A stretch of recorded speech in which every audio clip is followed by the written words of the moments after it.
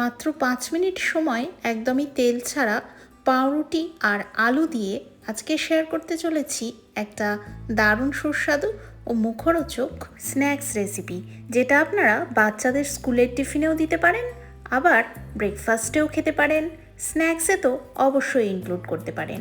এই রেসিপিটা বানানোর জন্য একটা স্পেশাল গ্রিন চাটনির দরকার হবে, সেইটাই বানানো এখন আপনারা স্ক্রিনের উপরে দেখছেন। একদিকে আলু সিদ্ধ করতে দিয়ে আমি এই গ্রিন চাটনিটা একটা মিক্সার গ্রাইন্ডারে বানিয়ে নিচ্ছি। তার জন্য আমি মিক্সিতে দিয়ে দিয়েছি বেশ অনেকটা পরিমাণে ধনে পাতা, আর তার মধ্যে দিয়েছি 4 থেকে 5 কোয়া রসুন, হাফ ইঞ্চি আদা, 2টো কাঁচা লঙ্কা, স্বাদ মতন লবণ, অর্ধেক পাতিলেবুর রস এবং অল্প পরিমাণে জল দিয়ে একটা ঘন পেস্ট তৈরি করে নিয়েছি, আর সেটা আমি ঢেলে নিচ্ছি একটা বাটির মধ্যে। এইটাই কিন্তু আজকে আমাদের গ্রিন চাটনি, এই দারুণ চটপটা সুন্দর স্ন্যাক্স রেসিপিটার জন্য। আর আরেক দিকে যে 2টো আলু সিদ্ধ বসিয়েছিলাম সেগুলো একদম ভালোভাবে সেদ্ধ হয়ে গেছে, সেগুলোকে খুব সুন্দর করে গ্রেটারের সাহায্যে গ্রেট করে নিচ্ছি। সেদ্ধ আলু যেহেতু গ্রেট করা খুবই সোজা। আর আগের থাকতে আমি কেটে রেখেছি বেশ কিছু ভেজিটেবলস, যার মধ্যে আছে একটা গোটা পেঁয়াজ, সেদ্ধ করে রেখেছি আমি মটরশুঁটি আর সুইট কর্ন, আর সঙ্গে গ্রেট করে রেখেছি বেশ অনেকটা পরিমাণে গাজর। এই ধরুন 2টো মিডিয়াম সাইজের গাজর। এবারে আমি এই সমস্ত সবজিগুলোকে গ্রেট করে রাখা সেদ্ধ আলুটার মধ্যে দিয়ে দিলাম, আর তারপরে আমি এর মধ্যে দিলাম হাফ চামচ চাট মশলা আর 1 চামচ যে গ্রিন চাটনিটা বানিয়ে রাখলাম সেইটা। এর উপরে আমি দিলাম স্বাদ মতন লবণ, আর তারপরে সমস্ত উপকরণগুলিকে খুব সুন্দরভাবে মিক্স করে নিচ্ছি। এই যে মিক্সচারটা, এটা কিন্তু ভীষণই একটা চটপটা ফ্লেভারের তৈরি হয়।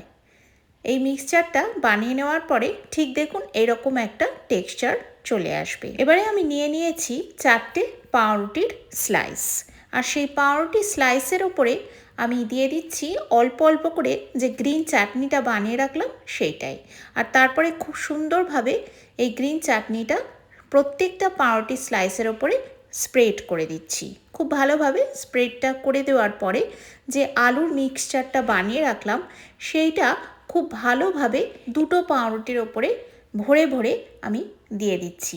অনেক ভালো করে একদম যাতে প্রত্যেকটা বাইটে ফ্লেভার আসে সেই রকমভাবে কিন্তু ভালো করে এই আলুর মিক্সচারটা পাউরুটিগুলোর ওপরে দিতে হবে। এরপরে আর একটা পাউরুটি দিয়ে এই পাউরুটিগুলোকে কভার করে দিচ্ছি। কভার করে দিয়ে আরেকটা ফ্রাইং প্যান আমি গরম করে নিয়েছি, আর তাতে আমি দিয়ে দিলাম 2 টুকরো বাটার। তারপরে যখন বাটারটা গলে গেল তখন আমি এর মধ্যে দিয়ে দিচ্ছি বেশ অনেকটা পরিমাণে সর্ষে, গোটা সর্ষে, আর বেশ কিছু কারি পাতা। এই সময় কিন্তু আমি গ্যাসের ফ্লেমটা মিডিয়ামে করে দিয়েছি।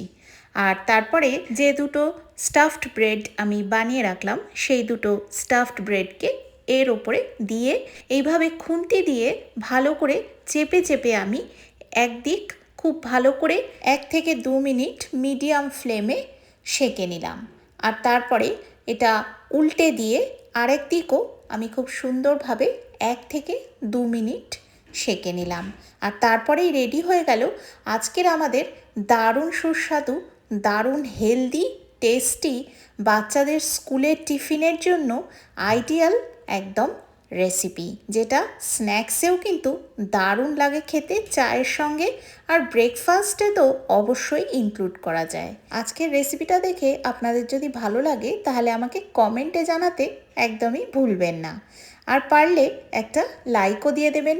আর যদি খুব ভালো লাগে তাহলে অবশ্যই নিজেদের প্রিয়জনের সাথে শেয়ার করতে পারেন। আর আপনি যদি আজকে আমার চ্যানেল প্রথম ভিজিট করেন তাহলে most welcome to my channel.